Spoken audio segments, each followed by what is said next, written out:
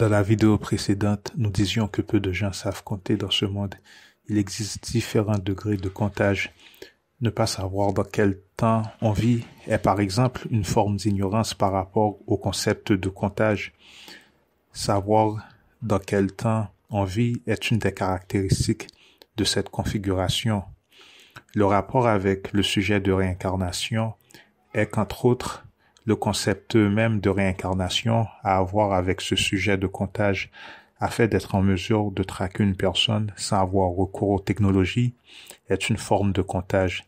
Des entités, les prêtres, peuvent vous tenir à vue d'œil. Vos périodes de tribulation, de grâce et même d'intervention divine sont mises en opération via un processus sophistiqué de comptage. Pas que, mais cela en fait partie. Ce sujet va assez loin. Dans le mot track, on a track. T-R-A-C-K, un terme anglais. Une piste, une musique est aussi un track en anglais.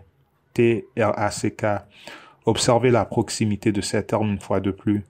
Une piste est aussi bien une musique, piste numéro 5, mais aussi un chemin menant à des indices. Par conséquent, les musiciens qui finissent comme sacrifices ritualistiques sont souvent victimes de leurs propres paroles. Tout porte à croire qu'il est possible de traquer un individu via des paroles, vu le rapprochement des termes. À partir d'un track, T-R-A-C-K en anglais, un musicien peut se faire traquer, mais pas que pour les musiciens, pour nous aussi. On ne chante pas forcément, mais nous parlons, par l'écrit, etc. Toute forme de communication extérieure, toute preuve par écrit, par parole, est susceptible d'interception, de comptage et de traque. Mais vous le faites aussi. Qui ça? Vous. Lorsque vous désirez être discret, vous ne parlez pas. Vous faites des signes à votre ami. Bien sûr, pas exactement au même niveau dont le sujet fait mention, mais vous le faites, nous le faisons tous afin de ne pas nous faire repérer, détecter ou identifier comme la personne protagoniste de telle action, ou afin de maintenir quelque chose secrète. L'enseignant dit que tout le monde a un compte à rendre pour toute chose prononcée, mais il dit aussi que votre oui soit oui et votre non soit non. En résumé, il nous est incité de ne pas parler afin de ne rien dire. Un des secrets est que si vous souhaitez maîtriser l'art de la télépathie, vous devez d'abord maîtriser, pas obligatoirement, mais cela vous facilitera dans votre cause l'art du silence. Comment le faire? Essayez déjà de parler le moins que vous pouvez. Comment perdre le don de télépathie? Simplement parler souvent et longtemps, comme c'est le cas dans notre monde. Voilà une explication intéressante du net pris sur Reddit. La télépathie est une connexion directe avec la conscience. Les ondes électromagnétiques ne passent pas à travers les oreilles, mais les signaux électriques dans le cerveau enregistreraient celle-ci comme une parole entendue, contournant le silence. Et pour ceux étant à l'extérieur, le silence, ceux se trouvant à l'intérieur, apparaît comme une forme de frisson mystérieuse, tirée d'une pratique d'une certaine secte. Le fait que les membres de celle-ci ne parlent pas ne signifie pas qu'ils ne communiquent pas internement via la télépathie. Et ceci pour une bonne raison. Il est plus difficile pour des entités négatives de vous traquer lorsque vous ne dites rien, n'écrivez rien, qui est important pour vous. Considérez et souvenez-vous de ce passage. Existe-t-il quelque part sur Terre une librairie contenant tous les secrets de sagesse historique négatifs? Les secrets dont vous faites allusion sont contenus au sein de structures mentales, dans les plans d'existence psychique, certains dont vous n'avez aucune conception. Il n'y a aucun besoin d'enregistrer, de préserver quelques informations que ce soit dans les librairies. Tout cela est fait verbalement et à travers la télépathie mentale. Alors votre message peut toujours être intercepté. Si vous voulez que votre message télépathique ne le soit pas, c'est la même chose comme toujours, augmenter la fréquence et c'est simple. Toute parole, comme musique et action effectuée, peuvent être estimées selon certains hertz. Le hertz est l'unité dérivée de fréquence du système international. Un hertz est la mesure de la fréquence de répétition d'un événement qui se répète une fois par seconde. S-1 au carré ou 1 divisé par S. à un certain niveau de Hertz, donc celles-ci ne peuvent être interceptées. L'autre truc, personne n'est là afin de vous guider. Nous vous disions que le langage est secret. Personne ne vous dit rien. C'est comme des initiations. Si vous passez, mais rien ne vous est dit. C'est à vous de continuer le chemin. En gros, personne ne sera là afin de vous dire bravo, vous êtes entré au paradis. Si vous êtes au paradis, vous continuez de là. C'est pour cela que nous appelons cela les périodes d'adaptation, le millénaire, une période d'adaptation pour ceux ayant gradué dans les plus hauts mondes. Si vous croyez que c'est faux, pourquoi donc certains morts pensent qu'ils sont encore vivants? Ce n'est pas ainsi que les choses fonctionnent. Tout fonctionne via le souvenir. Le processus d'ascension fonctionne principalement via le mécanisme du souvenir. À quel point est-il possible de vous remémorer? C'est ainsi que les choses fonctionnent dans la civilisation invisible. Nous avons besoin de nos sens, de nos dons spirituels. Écoutez, ce n'est pas vraiment difficile d'augmenter vos dons spirituels. Par exemple, lisez à propos des Dogons, des Essènes, des sophistes, des druides, des Maures, le 13e soleil, selon votre origine, votre point de repère à chacun d'entre vous.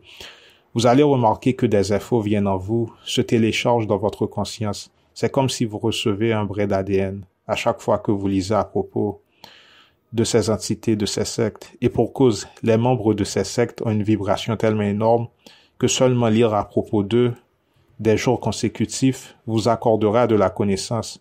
Dès que vous êtes en contact avec quelque chose, n'oubliez pas que vous pouvez absorber une partie de la vibration de la dite chose. Si vous lisez à propos d'un démon, celui-ci peut vous retracer à travers son idéologie. Cela s'appelle un saut. On en a parlé dans saut technologique. Si vous êtes suffisamment avancé, vous pouvez même entendre la voix de l'entité en question en lisant un parchemin de celle-ci. C'est ainsi que vous pouvez savoir si le parchemin est authentique ou pas. Une lettre. Vous pouvez littéralement entendre la voix de la personne écrivant, rédactant, dactylographiant, tapant la lettre. Tout est traçable. Le système de comptage est un système de track. Les choses ne sont pas aussi difficiles que cela. Donc, un des centres centrales de réincarnation sur Terre correspond à la salle d'Amensi. C'est un laboratoire. Oui, les centres de réincarnation sont des centres de laboratoire transdensitaires couvrant plusieurs densités. Les pyramides sont des bases également et beaucoup plus. Prenez comme exemple le témoignage de nombreuses personnes racontant leurs expériences spirituelles lors ou à la suite de la visite de pyramides et certaines fois, même quelque temps précédant cette visite. La vérité est que les pyramides sont des entités vivantes. Voici un témoignage. La salle d'Amensi est une place littérale, presque au niveau du centre de la Terre.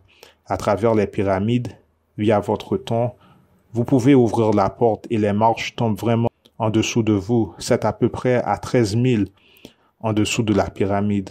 Encore le nombre 13. Ce n'est plus aussi facile qu'auparavant. À cause des traités passés en Antarctique, il faut demander au gouvernement et avoir l'autorisation de celui-ci. Bien entendu, certaines personnes n'en ont que faire de l'autorisation du gouvernement. Il y a des résidences principales, des stations de voyage, mais aussi des laboratoires d'incubation, toutes en densité 2, 3 et 4. L'empereur jaune de la Chine, Wang Ti, a été créé directement dans un laboratoire en Orient. L'empereur jaune de la Chine, Wang Ti, a été créé directement dans un laboratoire en Orient. Il avait en sa possession des talkie-walkie parlants et marchants, des communications de surface ainsi qu'un vaisseau mère reptilien. Les 12 miroirs font référence à de l'énergie électromagnétique amassée afin de générer de la force pour des engins et machines reflétant la lumière solaire et lunaire afin de modifier leur production et leurs résultats. Abraham, Paris, Alexandre, Jacob, Moïse était un lévite et sa femme Sarah, aussi Hélène de Troie, Néfertiti, une hittite raffinée génétiquement, originellement d'une base souterraine terrestre qui a suscité la méfiance lorsqu'elle est restée intacte lors du fléau de la lèpre, lors des événements décrits par le scribe Manetho. La forme étrange des crânes de la famille de Néfertiti est le résultat de modifications de nature 4 densitaire service pour soi. Le Dieu d'Abraham communiqua avec le dernier ainsi. Le pacte d'Abraham est indirectement issu d'Éléazar. L'information de Melchisédek offerte à Abraham est fiable. Abraham a nommé une certaine femme à Ésaü, Corée, la tueuse de dragons. Elle était l'unique descendance vivante de la dynastie des Perséides et Abraham a tenté de la protéger de la colère insoutenable d'Hélène de Troie, Néfertiti. Alors comment est-ce possible? Souvenez-vous qu'autrefois, peu de personnes avaient vraiment le droit d'observer les pharaons, le roi, la reine. Donc, un pharaon pouvait grandir 20 ans sans se faire observer, disons un futur pharaon. Donc, le fait que l'empereur jaune de la Chine et que Néfertiti sont des hybrides de base souterraine, terrestre et d'Orient, ce n'est pas vraiment une idée farfelue, car peu de gens avaient le droit de poser le regard sur eux, et ils n'étaient pas connus au niveau de la surface terrestre. Vous pouvez vérifier toutes ces informations si vous voulez. Les rois n'étaient pas vraiment aperçus et vus de la masse et du peuple. Voici que nous avons l'ultime membre de la famille perséide mélangé en tout point avec Abraham et Sarah, autrement connus comme Paris et Hélène, qui est en fait Néfertiti. Et pourquoi donc Hélène était furieuse? Et qu'arrive-t-il donc lorsque celle-ci l'est? Beaucoup de personnes finissent dans le bas monde souterrain et beaucoup de gens sont morts depuis l'introduction et la diatribe du concept monothéiste. Et il semble qu'Hélène, Néfertiti, Sarah soit la source principale de cette transaction. Une hybride avec un crâne énorme, comme ceux en Inca, au Pérou. On nous a informé que les hybrides au Pérou sont en fait des essais, des tentatives afin de créer un corps 3 densitaire pour des incarnations directes service pour soi, émanant d'entités négatives 4 densitaires. Il semble que Sarah correspond à l'un d'entre eux. Le travail a été fait pour nous. Mieux vaut ne pas s'exciter trop rapidement. Souvenez-vous que toute source de négativité dirigée vers les sujets service pour soi 3-dimensionnels le sont depuis et venant de la dimension 4 service pour soi. Nous vous suggérons de revoir en passage la transcription à propos de la situation des nazis en Allemagne afin d'avoir une meilleure compréhension. Le concept de race maître ou élu mis en avant par les nazis était justement un effort de service pour soi venant de la dimension 4 afin de créer un véhicule physique, une biologie corporelle avec la fréquence vibrationnelle de résonance et de complémentarité aux âmes 4-dimensionnelles afin qu'ils puissent eux-mêmes occuper ces corps 3-dimensionnels. Ce fut aussi un essai expérimental pour des événements planifiés et perçus par vous comme étant votre futur. Fin de l'extrait. Équide de Moïse. Selon eux, disons cela tout de suite, Abraham correspond à Moïse, Jacob. Akhenaten n'est pas Moïse selon eux. Pourquoi parler d'Akhenaten? Dans la communauté conspirationniste, c'est l'idée qui est répandue, que Moïse soit Akhenaten. Mais Moïse correspond vraisemblablement à un ancien allié, un bras droit du pharaon Akhenaten, du nom de Toutmosis, un grand prêtre de celui-ci, c'est-à-dire Moïse. Akhenaten est vraisemblablement le pharaon qui a été pris dans la mer Rouge, sauf qu'il se serait fait noyer, si vous comprenez, c'est-à-dire assassiné. Car Abraham était un agent devant récupérer les artefacts de Dieu. Lorsque le peuple s'est rendu compte, plutôt des hauts placés, que l'arche de l'Alliance a disparu, ils ont conspiré et l'ont assassiné, puisque le pharaon est celui qui a désigné Moïse comme prêtre. Et vous savez que l'arche de l'Alliance était un signe de puissance. Originellement, la connaissance de Moïse émanait de la densité 6. Le Dieu Yahvé parla à Moïse, en fait une projection holographique camouflant des lézards au mont Sinaï. Moïse a été dupé et corrompu par l'image projetée des reptiles. L'accès à la terre promise ne lui a pas été accordé car il est devenu tyrannique. Il a été transféré dans un autre plan d'existence dans lequel il s'est rendu compte de ses erreurs et de la séduction des lézards. Mais qu'est-il donc advenu de l'arche de l'Alliance? Moïse a finalement compris que le danger de l'artefact dépassait la capacité de la descendance à résister à la corruption. Il a remis à ceux l'ayant créé. A-t-il commencé à se rendre compte de la supercherie? Correct. La narration lorsque Jacob tient tête à l'ange fait référence à cette prise de conscience, mais aussi le point tournant, le moment de retour de l'arche de l'Alliance. Qu'était-ce l'arche de l'Alliance? Un générateur de cellules Quelle en est l'origine? Les lézards l'ont transmis aux Hébreux afin de manipuler autrui. Pourquoi en s'approchant de l'objet, les gens pouvaient en être victimes? Surabondance, surcharge énergétique, brouillage de l'électromagnétisme renversé, réorienté vers l'intérieur. Quel est l'effet produit? Liquéfaction de la matière. Cette cellule était préservée dans une boîte ornée de quelque genre. Est-ce correct? Correct. Pourquoi uniquement les prêtres pouvaient-ils s'en saisir? Uniquement ceux ne faisant pas usage pour des raisons égoïstes. Pourquoi pouvaient-ils s'en approcher? Réseau de champs énergétiques non égoïstes. Donc cela pouvait se transformer en réseau de pensée. Correct. Nous étions en train de formuler certaines théories à propos de cet objet recherché par le consortium, l'Arche de l'Alliance ou encore le Saint Graal. Je crois que nous avons saisi que l'objet en question est de grande importance, un certain genre d'apparatus. En verre, est-ce correct? Correct. Est-ce un objet qui fait en la possession de gens étant dans la polarité extrême du service pour soi et ont-ils perdu le contrôle du dernier à une certaine époque? C'est exact. Mais comment en ont-ils perdu le contrôle? Ce n'était pas vraiment perdu, mais cela a été récupéré et mis quelque part d'autre en sûreté. Qui l'a récupéré? Une mission de rescousse des forces du bien de nature 4-dimensionnelle, fin de la narration. Alors ils ne peuvent en fabriquer une, mais peuvent en faire usage selon certains critères.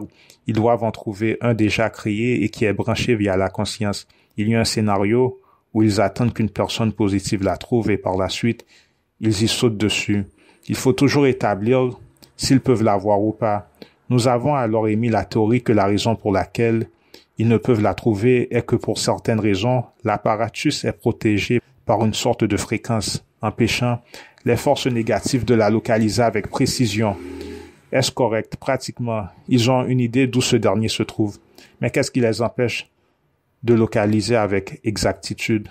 Occlusion. Mais qu'est-ce que cela signifie? Clôture de fréquence vibrationnelle. Si tu n'as pas la fréquence adéquate, ou ne peut créer cette fréquence exacte, cela devient invisible en quelque sorte. Qui essaie de retracer ces artefacts? Est-ce des types de densité 3 ou 4? Les deux. Mais si c'est un objet de densité 3, pourquoi les êtres 4-dimensionnels le veulent aussi? L'objet en question est un apparatus transdimensionnel. Si les 4-dimensionnels services pour soi sont si avancés, pourquoi ne peuvent-ils pas simplement en faire une autre? Cet apparatus est branché par la conscience. C'est de telles fréquences que les talents services pour soi, bien qu'impressionnants en soi, ne sont pas suffisants afin de les localiser avec une telle précision. La gamme inclut de multiples vecteurs de possibilités. Or, les êtres de polarité négative opèrent plutôt selon un éventail de possibilités assez faible. Fin de la narration. Donc voilà les preuves en détail du truc de la Coupe du Monde, du traité entre les deux continents pour le Nouveau Monde. Je pense que vous commencez à voir de quoi nous parlons. Les lignées de la prêtrise de la royauté sont entremêlées. Une polémique que nous souhaitons élucider concernant le sujet du Saint Graal et celui de l'Arche de l'Alliance. L'Arche de l'Alliance, cet objet particulier donné aux Hébreux, pré-mosaïque, que vous avez décrit précédemment, correspond-elle au Saint Graal? Non. Alors ce sont en fait deux technologies totalement différentes. Correct, si vous souhaitez les considérer comme telles. Mais pourquoi ont-ils répondu de cette manière? Qu'est-ce qui les distingue? Peut-être que les considérer comme tels est dû au fait que tu les définis des objets de technologie. Ce n'est probablement pas le terme correct. La technologie peut en être une composante, mais pas la structure la plus importante. Les deux correspondent-ils à un équipement du genre service pour soi contre service pour autrui? Oui et non. L'Arche de l'Alliance se trouvait-elle à Baalbek? Non. Mais certains de ceux vivant là-bas en avaient sûrement connaissance. Eux-mêmes sujeient une forme d'intelligence assez avancée. Avons-nous affaire à une faction d'Arche et de Saint Graal assez correcte?